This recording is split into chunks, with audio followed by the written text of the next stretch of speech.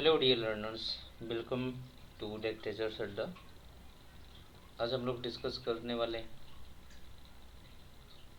बहुत ही important topic को, जो अपने आप में इंग्लिश लिटरेचर का सबसे बेसिक फैक्ट माना जाता है। इंग्लिश लिटरेचर जहाँ से शुरू होता है वहीं से ही सबसे इम्पोर्टेंट पॉइंट लेकर के आए हैं। तो आप लोग इस सेशन को पूरी तरीके से देखें और इसको एक एक पॉइंट को नोट करें। आइए डिस्कस करते हैं। थोड़ा सा इन्फॉर्मेशन आप लोगों को दे दें कि जो भी स्टूडेंट अगर वो तैयारी कर रहे हों किसी भी कम्पिटिटिव एग्ज़ाम, जैसे कि NET, JRF, KVS, NVS, DSSB, SET की प्रिपरेशन कर रहे हों, तो वो ज़रूर पार्टिसिपेट करें। और साथ ही साथ टीजीटी पीजीटी वाले भी इसमें इंक्लूड हो सकते हैं, क्योंकि उनके लिए भी बहुत बेहतरीन पॉइंट्स यहाँ पर इंक्लूडेड हैं, है ना। तो दोस्तों, वीडियो कैसा लगा ये आप लोग लास्ट में कमेंट बॉक्स में ज़रूर बताइएगा। आइए स्टार्ट करते हैं।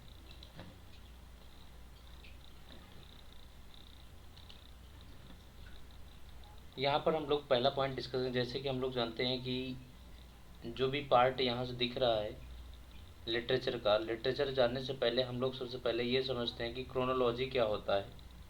क्रोनोलॉजी जानना बहुत ही बेहतर होता है। अगर किसी भी लिटरेचर पार्ट में आप इंक्लूड हैं तो क्रोनोलॉजी ज़रूर जानें और समझें। क्रोनोलॉजी की बात किया जाए तो पहले यहाँ पर क्रोनोलॉजी को समझ लेते हैं। क्रोनोलॉजी का मतलब क्या होता है? क्रोनो का मतलब ये होता है, क्रोनो मीन्स होता है टाइम, और लॉजी LOGY मीन्स होता है टू स्टडी समथिंग, है ना। तो the study of about something is called chronology. किसी के बारे में अध्ययन करना ही क्रोनोलॉजी कहलाएगा। और ये क्रोनोलॉजी बहुत ही इम्पोर्टेंट है, क्योंकि आपने देखा होगा नेट के एग्ज़ाम में, नेट 2024 के एग्ज़ाम में उन्होंने एक क्रोनोलॉजी पूछा था। तो ये क्रोनोलॉजी ऑर्डर पूछा गया था, इसलिए इनको बेहतर ध्यान रखेंगे कि क्रोनोलॉजी ऑर्डर क्या है ना। तो इनको एक सीक्वेंस में कैसे रखेंगे, आइए डिस्कस करते हैं। हमने बात किया यहाँ पर कौन कौन से क्रोनोलॉजी की बात करेंगे। पहली बात, लिटरेचर में ओल्ड इंग्लिश, जिसे हम एंग्लो सैक्सन पीरियड के नाम जानेंगे, इसे डिस्कस करना है। मिडिल इंग्लिश के को भी डिस्कस करना है। रेनाइसेंस एज क्या है, न्यू क्लासिकल एज क्या है, रोमांटिक एज क्या है, विक्टोरियन एज क्या है, एडवर्डियन पीरियड क्या है, जॉर्जियन पीरियड क्या है, और मॉडर्न पीरियड क्या है। इसी के साथ साथ पोस्ट मॉडर्न पीरियड भी होता है। इन सबको हम डिस्कस करेंगे।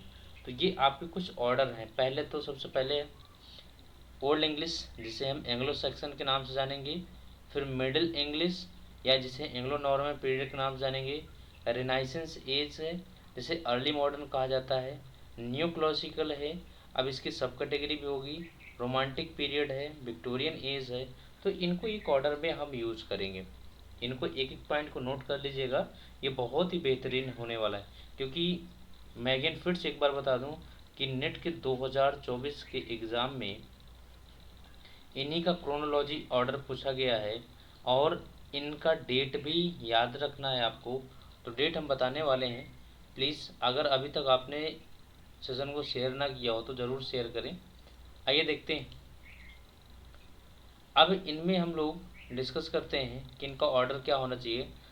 यहाँ पर एक थोड़ा सा बायोग्राफी दिया गया है, ये ध्यान रखें। क्रोनोलॉजी का ओल्ड इंग्लिश माना जाता है 452 1066, middle English 1066 1500, then Renaissance age, then new classical age, romantic age, Victorian age, Edwardian period, Georgian period, modern age and post modern age. तो पोस्ट मॉडर्न एज से लेकर के, यानी 1945 से लेकर के प्रेजेंट तक, यानी कि जो अब तक चल रहा है, इसे हम पोस्ट मॉडर्न ही कहते हैं। Is that clear? तो यहाँ तक ये जो बातें हैं इनको आप ज़रूर नोट डाउन करेंगे, ये बहुत ही बेसिक पॉइंट है आपको। नेक्स्ट हम लोग बात करते हैं, यहाँ पर डिस्कस कर लेते हैं कि some of these major periods of the English literature in further detail, इसके बारे में ज़रा समझते हैं। कभी कभी होता क्या है, देखो ध्यान रखना, क्योंकि एनटीए जानता है कि आप कैसे किस तरीके से पढ़ते हैं और कैसा क्वेश्चन भी पुटअप करता है वो। एक क्रोनोलॉजिक ऑर्डर में तो आपसे ईयर पूछ लेगा, ध्यान रखना ईयर, जैसे दे दिया 1924, इस तरीके की एज पूछ लेगा, ये क्रोनोलॉजी। दूसरा क्या पूछेगा आपसे, सेंचुरी के रूप में पूछता है, सेंचुरी के रूप में पूछता है कि नहीं। अब ये सेंचुरी के रूप में क्या है, सेंचुरी के रूप में, तो जैसे आपने देखा यहाँ पर अभी तक, आपने यहाँ जैसे अभी देखा कि ओल्ड इंग्लिश लिटरेचर, जिसे हम एंग्लो सेक्सन पीरियड के नाम से जानते हैं, वो 5th सेंचुरी से लेकर के 14th सेंचुरी तक माना जाता है।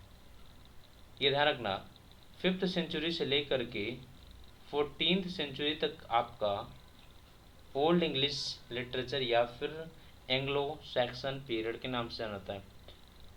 मिडिल इंग्लिश, जिसे हम एंग्लो नॉर्मन कहते हैं, 14th सेंचुरी से 15th सेंचुरी।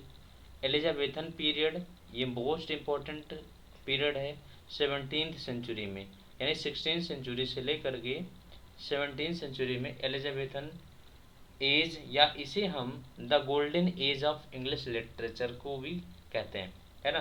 तो ये क्वेश्चन भी ऑनलाइन पूछता है टीजीटी पीएचडी में, the golden age of English literature किसे कहा जाता है, एलिजाबेथन एज, है ना।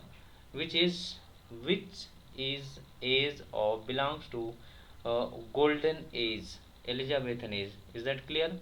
विच century, 16 century, 17th century, from 16th century to 17th century, is that clear। Restoration age, restoration age की बात करें तो 17 and 18th century. 18th century English literature ये बहुत ही फेमस था, और इसके बाद रोमांटिक पीरियड आया 19th सेंचुरी में। ये भी पीरियड आपको ध्यान रखना है, ये भी क्योंकि रोमांटिक पीरियड में बहुत कुछ चेंजिंग हो गया था, ये 19th सेंचुरी में आया था, है ना। फिर 20th सेंचुरी की लिटरेचर जो अब चल रहा है, तो ये सारे सेंचुरी हैं, इनको भी ध्यान रखना। हम आपसे फिर दोबारा बताएंगे कि आपसे आपका ईयर पूछेगा, दूसरा सेंचुरी के अकॉर्डिंग कभी कभी मैच करने का, यानी कि क्रोनोलॉजी ऑर्डर दे दिया जाता है, इसलिए बी केयरफुल, सारी चीज़ों को नोट डाउन करें। नेक्स्ट हम लोग डिस्कस करते हैं, यहाँ तक बात समझ में आ गई है ना। चलिए अब हम देखते हैं what are the 8 periods of English literature. 8 period क्या है, तो इनमें भी ज़रा ध्यान रखेंगे। ओल्ड इंग्लिश एंग्लो सेक्सन, ये 450 to 1066 माना जाता है। मिडिल इंग्लिश 1066 1500 माना जाता है, तो इसको आप ज़रूर ध्यान रखेंगे, है ना। अगर हम बात करें इसी तरीके से नेक्स्ट की, तो रेनाइसेंस न्यू क्लासिकल, ये आप ज़रूर इनको नोट डाउन कर लीजिएगा, ये सभी पीरियड को, रोमांटिक को, एडवर्डियन को, जॉर्जियन पीरियड, मॉडर्न, है ना, पोस्ट मॉडर्न पीरियड को, इन सभी को आप जो है पूरे नोट डाउन कर लेंगे। अब लेकिन ध्यान रखना, एक पॉइंट यहाँ बता देते हैं कि इंग्लिश लिटरेचर में जो पीरियड माना जाता है अप टू 450, यानी कि 450 के बाद से ही माना जाता है, क्योंकि ओल्ड इंग्लिश रिलेटेड कर रहा है ना 450 to 1066। अगर याद होगा तो हमने शुरू में ही बताया, यहाँ पर ही ओल्ड इंग्लिश दिख रहे हैं, Anglo section period 450 to 1066 belong कर रहा है, लेकिन इसके पहले की कहानी अप टू 450, इसके पहले की कहानी को ही डार्क एज कहा जाता है। डार्क एज क्यों कहा जाता है, क्योंकि इस एज में लोग पूरी तरीके से, जो पीपल थे वो अनसिविलाइज थे, अनसिविलाइज थे, उनके अंदर बिल्कुल शिक्षा नहीं थी, वो एजुकेशन लेस थे, है ना। तो उनके अंदर सोसाइटी नहीं था, वो अनसोशिएबल थे, इज दैट क्लियर, है ना। तो इसीलिए इसको डार्क एज कहा गया। आइए, तो इनको आप पूरी तरीके से नोट कर लीजिएगा, समझ में आ रही बातें। अब यहाँ से हम लोग देखते हैं जो आपका ओल्ड इंग्लिश या कह सकते हैं ओल्ड पीरियड है ना, जिसे हम एंग्लो सैक्सन पीरियड के नाम से जानते हैं। अब इस एंग्लो सैक्सन पीरियड के मेजर ऑथर्स की बात करें, मेजर ऑथर्स है ना, जो पूछे जाते हैं आपके एग्जाम में, ये ओल्ड इंग्लिश पीरियड यानी एंग्लो सैक्सन। एक बात और बताए दोस्तों, बार बार नाम ले रहे हैं हम एंग्लो सैक्सन, है ना। अब एंग्लो सैक्सन है क्या, इस बात पे भी थोड़ा चर्चा कर लेते हैं, है ना। ये एंग्लो सैक्सन और जूट्स, ये तीन ट्राइब्स हैं। ये क्या है, ट्राइब्स हैं, ध्यान रखना इनको। ये जनजाति हैं, Anglo Saxon Jute, known as the Anglo Saxon period, है ना। इन तीनों को मिलाकर के एंग्लो सैक्सन बना हुआ है। इनमें से अगर पूछा जाए कभी आपसे, इन तीनों में से मोस्ट पावरफुल कौन था, है ना, तो एंग्लो सैक्सन और जो एंग्लो और सैक्सन, ये दोनों क्या है, ये पावरफुल थे। जूट्स जो है कम पावरफुल था, है ना। तो इसीलिए एंग्लो सैक्सन के नाम पे, इन तीनों ट्राइब्स के नाम पर ये बन गया। इज दैट क्लियर, एक पीरियड बना दिया गया क्योंकि इनका ड्यूरेशन काफ़ी लंबा चला है। समझ में आ गई। The Angles and the Saxon tribe were the largest of the three attacking tribes. Is that clear, यानी कि एंग्लो सेक्शन जो है इन तीन में से ज़्यादा बड़े थे। So we often know them as Anglo Saxon, अब इनको हम एंग्लो सेक्शन के नाम से जानते हैं। अब यहाँ पर ये, अब इनकी क्या है, इनके साथ कम्युनिटी क्यों बन गई, ये तीनों सेक्शन एक साथ क्यों गए, because all three tribes belong to same language, all three tribes belongs to same language। यानी कहा जाता है ना कि जहाँ पर जिस देश की भाषा जिस देश से मैच कर जाती है उस देश में काफ़ी सामंजस्य हो जाता है। तो ऐसे ही ये तीनों ट्राइब्स थे, तो इनकी भाषा क्या हो गई, इनकी भाषा सेम थी। और जब भाषा सेम थी तो ये एक दूसरे के साथ इनका क्या हो गया, मेल मिलाप हो गया, ये तीनों इकट्ठा हो गए। क्लियर हो गया कि बात है नहीं। चलिए अब यहाँ तक बात समझ में आ गई। तो इनके जो मेजर ऑथर हैं वो कैडमोन है, सेनेवुल्फ हैं और किंग ऑल्फ्रेड हैं।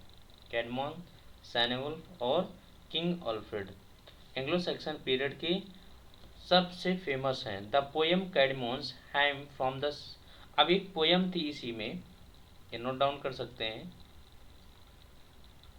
पोएम थी कैडमोन हैम्स,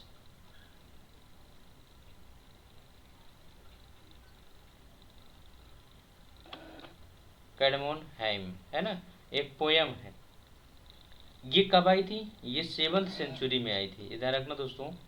कब आई थी ये, 7th सेंचुरी में पब्लिश हुई थी, कैडमन हाइम। इज दैट क्लियर, समझ में आ गया दोस्तों।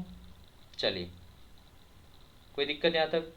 अब यहाँ पर बात करेंगे, ये जो तीनों ट्राइब्स थे, ये जो तीनों ट्राइब्स थे, ये तीनों ट्राइब्स डिफीट हो जाते हैं, ये जो है अलग अलग हो जाते हैं जब 1066 यानी कि 1066 में नॉर्मन कॉन्क्वेस्ट होता है, नॉर्मन कॉन्क्वेस्ट होता है।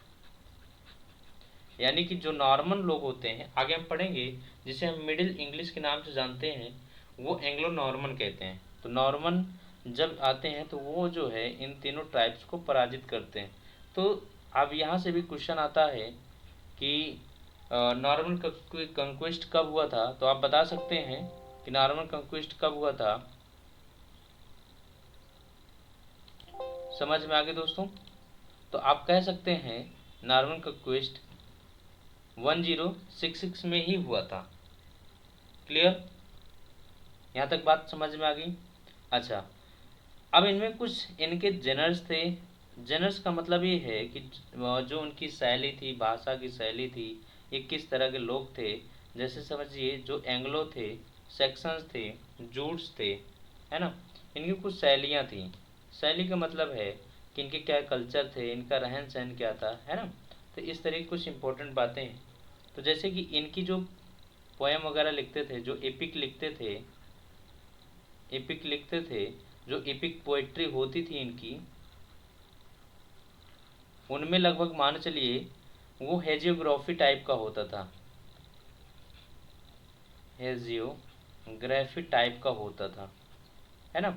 और इनमें लगभग सरमन्स को इंक्लूड करते थे, सरमन्स को इंक्लूड करते थे, और ये बाइबल्स भी, बाइबल को लगभग ट्रांसलेट भी करते थे, है ना। तो ये सब चीज़ें हैं। आगे हम बात करें तो some of the most important works from this period like as Beowulf, है ना, बियोवुल्फ ये बहुत इम्पोर्टेंट है दोस्तों, ध्यान रखना। बियोवुल्फ की बात करें, जैसे कि यहाँ पर मैंने लिखा भी है कि इसी पीरियड का ये सबसे इम्पोर्टेंट है बियोवुल्फ, है ना। बियोवुल्फ जो है ये बहुत ही इम्पोर्टेंट फैक्ट है इस पीरियड का। अचीव नेशनल एपिक स्टेटस, है ना, Beowulf achieve national status, national status किसको मिला है, बियोवुल्फ। कहाँ मिला है, in Britain, in Britain, in Britain, is that clear. Anglo-Saxon Chronicle is a collection of early English history. You know that Anglo-Saxon Chronicle is a collection of early English history.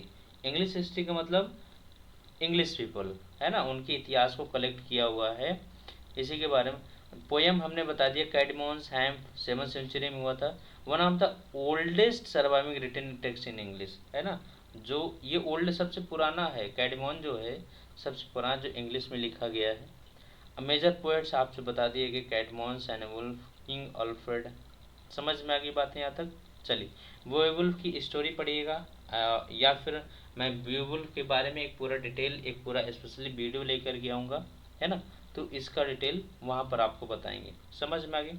चलिए next हम लोग discuss करते हैं। अब यहाँ पर कुछ timeline दिया हुआ है, ये टाइमलाइन जरूर ध्यान रखना।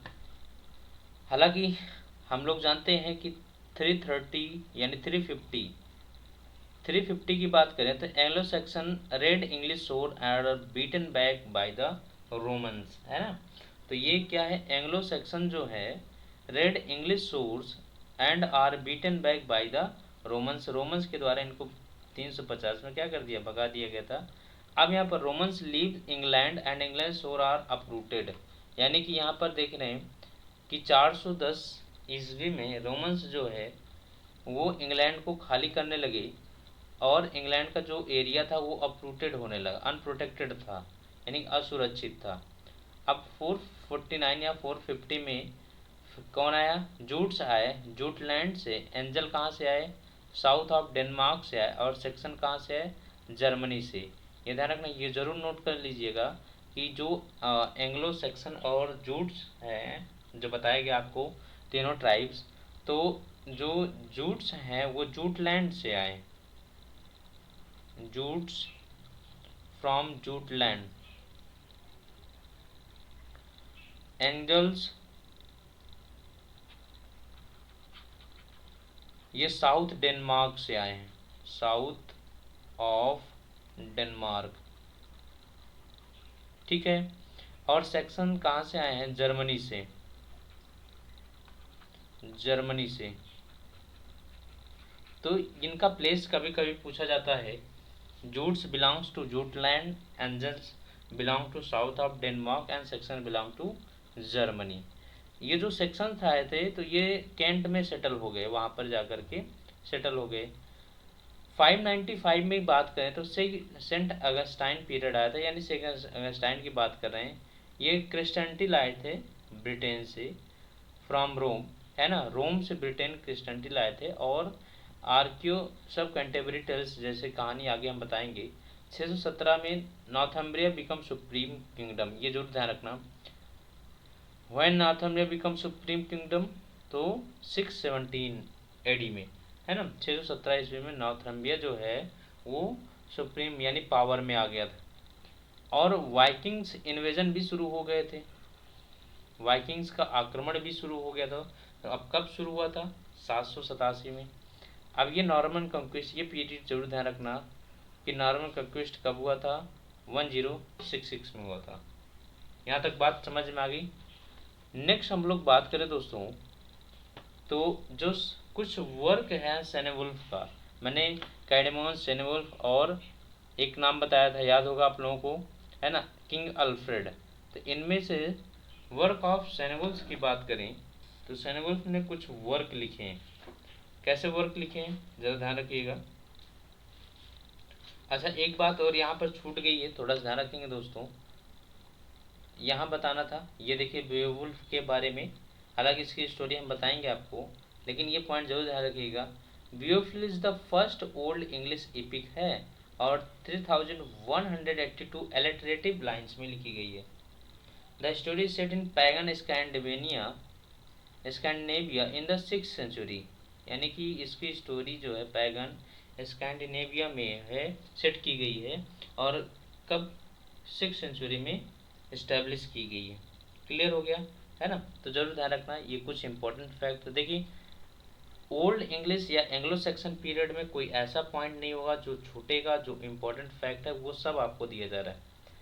बस अर्थ क्या है कि कुछ जैसे टॉपिक हैं, जैसे बेवुल्फ को ले लीजिए, तो बेवुल्फ अपने आप में एक बड़ा टॉपिक है, तो इसके लिए एक सेपरेट वीडियो आप बना करके आपको प्रोवाइड करूँगा। क्लियर। आइए बात करते हैं, हम लोग बात कर रहे थे वर्क्स ऑफ सेनेवुल्फ की। तो वर्क्स ऑफ सेनेवुल्फ की बात करेंगे तो इनके दो तरीके के वर्क्स लिखे गए, एक साइन किए हुए थे और एक अनसाइंड पोएम थे। ये पूछा जाता है, साइंड पोएम और अनसाइंड पोएम, है ना। तो साइंड पोएम की बात करें तो the Christ a didactic poem in 3 parts में, ध्यान रखना दोस्तों, द क्राइस्ट जो है अ डायडेक्टिक पोएम इन 3 पार्ट्स, ठीक है ना। Juliana, the fate of the apostles, Elene, ये आपके 4 ऐसे जो है पोएम्स हैं जो साइन किए हुए, यानी सेनेवुल्फ के द्वारा साइन किए हुए हैं।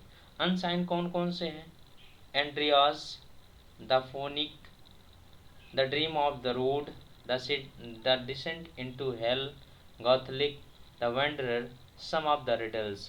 तो ये पोएम ऐसे हैं जो कि अनसाइन किए हुए पोएम हैं, ठीक है ना। समझ में आ गया दोस्तों। चलिए अब हम बात करते हैं, यहाँ तक क्लियर, समझ में आ गया, कोई दिक्कत है ना। अब हम कुछ इनके इम्पोर्टेंट क्वेश्चन की बात कर लेते हैं दोस्तों, यानी कि एंग्लो सेक्शन पीरियड में बहुत ही बेहतरीन क्वेश्चन पूछे भी जाते हैं। तो इनके कुछ इम्पोर्टेंट एमसीक्यू के बारे में जान लेते हैं। जैसे यहाँ पर लिखा गया है, the third book of the ecclesial history, ये सारी बातें हम बताएंगे। इक्लेसियल हिस्ट्री क्या है, English people recounts the growth of in Northumbria under king Oswald and Oswy, है ना। इनकी बात कर रहा है कि नॉर्थम्बिया किस तरीके से वो किया है ना, रिकाउंट किया है। तो द बुक ऑफ इक्लेसियल, तो कौन किसके बारे में बात कर रहा है भाई, ग्रोथ ऑफ, किसका ग्रोथ बढ़ रहा था उस समय, रोमन एम्पायर का, है ना, या नॉर्मेडिक इन्वेजन का। नॉर्मेडिक इन्वेजन मतलब नॉर्मेंडी का आक्रमण हुआ था, क्रिश्चियनिटी का या फ्रेंच इन्फ्लुएंस का। तो आपसे बताया गया दोस्तों कि ये क्रिश्चियनिटी बढ़ रही थी धीरे धीरे, तो जैसे जैसे लोग बिलोंग कर रहे थे, जैसे लोग बिलीव कर रहे थे, वैसे वैसे लोग चर्च में बिलीव करने लगे थे, है ना। तो क्रिश्चियनिटी, ऑप्शन क्या हो जाएगा, C. Is that clear. The first of the 5 books of the ecclesial history of the English people begins with some geographical background and then sketches the history of England beginning with, है ना। कह रहा है कि the first of the 5 books, यानी कौन से वो 5 किताबें हैं, पहली 5 किताबें इक्लेसियल हिस्ट्री का, इंग्लिश लोगों की जो शुरू हुई थी सम जियोग्राफिकल बैकग्राउंड के साथ, and then sketches the history of England, और बाद में क्या हुआ था कि उन्होंने इंग्लिश यानी कि इंग्लैंड का हिस्ट्री भी स्केच किया था, बनाया था। कब से शुरू हुआ था, तो सीजर्स इन्वेजन, यानी सीजर का जब आक्रमण हुआ था, या रोमन पब्लिक विश कमेंस्ड इन 509 बीसी में, या Punic Wars of 264 to 146 BC में, नन ऑफ दीज, है ना। तो ये सारी चीज़ें कब हुआ था, यानी कि जब इंग्लैंड के स्केचेस तैयार हुए या उनके जियोग्राफिकल बैकग्राउंड, तो उस समय जब सीजर्स का वार हुआ था, है ना दोस्तों, किसका, जब सीजर्स का इन्वेजन हुआ था 55 BC में। Is that clear? चलिए नेक्स्ट क्वेश्चन बात करें तो the ecclesiastical history of the English people is believed to have been completed in, ये कब कंप्लीट हुआ था, है ना, तो कंप्लीट हुआ था, आप जाकर के देखेंगे बताया गया है 731 731 ईस्वी में ये कंप्लीट हुआ था। व्हेन बेडे, बेडे मतलब वही कौन, कैडिमोन बेडे वॉज अप्रोक्सीमेटली 59 ईयर्स ओल्ड, वो लगभग 59 साल बूढ़े थे। नेक्स्ट क्वेश्चन कह रहा था ecclesiastical history of the English people is was originally composed in dash and is considered one of the most important original reference on Anglo-Saxon history। कह रहा है कि ecclesiastical history में इंग्लिश लोगों का वो जो ओरिजिनली यानी कि मूल रूप से जो कंपोज किए थे उसे किस में किस भाषा में कंपोज किया गया था, है ना। तो हाँ एक चीज़ बताना भी है ताकि दोस्तों जो ओल्ड इंग्लिश का पीरियड था उस समय लैटिन भाषा चल रही थी, यानी कि लोगों में लैटिन भाषा, जब एंग्लो सेक्सन जूट्स आए और उसके बाद नॉर्मन आए तो ये जो है लैटिन भाषा को, लैटिन है LATIN, ठीक है ना दोस्तों, तो इस भाषा का इन्होंने जो है थोड़ा सा पब्लिसिटी किया था। Next question, who wrote a history of the Christian churches in England, किन्होंने लिखा है क्रिश्चियन चर्चेज, इंग्लैंड के क्रिश्चियनिटी का इतिहास। In title the ecclesial history, और उसमें जो टाइटल है स्क्लेशियल हिस्ट्री का इंग्लिश लोगों को, लेसन Historia Ecclesiastica Gentis Anglorum in about 731 AD। तो जरा बताएं किसने लिखा होगा, ये आपको बताया गया बेनरेबल या बेनिरेबल बेड़े, ये नाम जरूर ध्यान रखना दोस्तों। बेनिरेबल बेड़े के बारे में जरा कुछ बता देते हैं आपको, इनको भी नोट डाउन कर लीजिएगा। जो बेनिरेबल बेड़े हैं, बेनिरेबल बेड़े, है ना, इनका जो, इन्हें क्या है डॉक्टर ऑफ चर्च भी कहा जाता है, डॉक्टर ऑफ चर्च किसे कहा जाता है, वो as a doctor of church in Anglo Saxon period Venerable Bede. Clear, doctor of church. और एक बात आपको बताते हैं, समझ में आया कि नहीं आया, फादर ऑफ इंग्लिश हिस्ट्री ये भी कहा जाता है, ध्यान रखना दोस्तों, the father of English history, ये पॉइंट नोट कर लीजिएगा।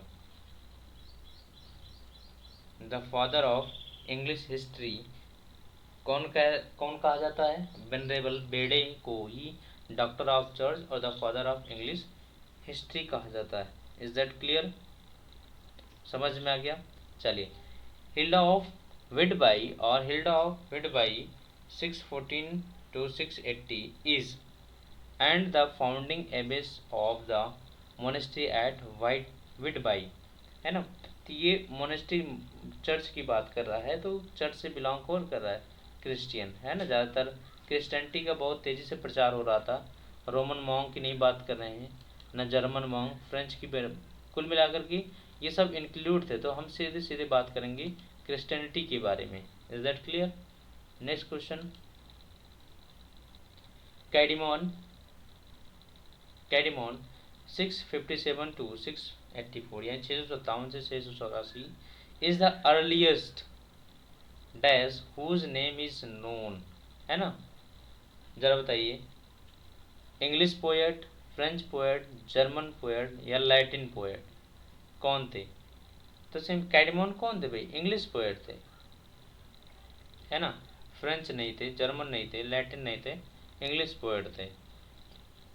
कैडमोन्स hymn is the oldest recorded old English poem composed between. अब आप बताएं जो कैडमन हेम था, ये जो पोयम है ये किस और किस किस के बीच में किया गया था। कैडमन हेम, तो ये आपको बताया गया 658 टू 680 के बीच में ही इसे पब्लिश किया गया था, लिखा गया था। Is the oldest recorded of English poem composed between, यानी कब कंपोज किया था, 658 से 680 के बीच में। Is that clear. Next question की बात करें, old English was brought to Great Britain. Old English was brought to Great Britain by settlers in the mid 15th century. अभी अभी आप पढ़ करके आए हैं 15th सेंचुरी में क्या हुआ था, है ना। बताया गया था आपसे कि 15th सेंचुरी में है कौन, एंग्लो सक्सन है ना। तो ना तो एंग्लो जर्मन है, ना ही एंग्लो नॉर्मन है, और एंग्लो सेल्ट्स भी नहीं है, तो Anglo Saxon is the correct option. Old English or, next question है, old English or Anglo Saxon. ये ध्यान रखना, ये बिल्कुल नहीं भूलना है, नहीं पता चला आप भूल जाएं। एंग्लो सेक्सन को ही ओल्ड इंग्लिश कहा जाता है और ओल्ड इंग्लिश को ही एंग्लो सेक्सन कहा जाता है। Is the earliest recorded form of the dash spoken in England and southern and eastern Scotland in the early middle ages. तो बताइए ज़रा, यानी कि इस साउदर्न इंग्लैंड में, साउदर्न में, ईस्टर्न और स्कॉटलैंड में अर्ली मिडिल एज में कौन सी भाषा बोली जा रही थी, है ना। Earliest recorded form of the, यानी कि जो रिकॉर्डेड फॉर्म था वो आपका लगभग और लगभग इंग्लिश लैंग्वेज का था, नॉट फ्रेंच, लैटिन, न German. Option B is the correct option. समझ में आया दोस्तों, क्लियर। तो सेशन कैसा लगा ज़रूर बताएं, है ना।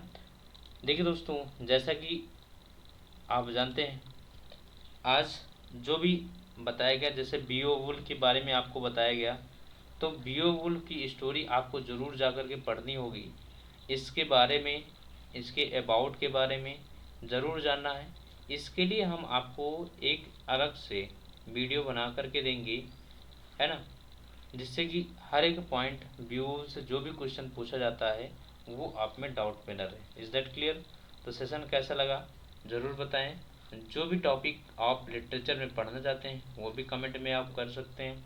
तो मिलते हैं नेक्स्ट वीडियो में, तब तक के लिए thanks for watching, thank you.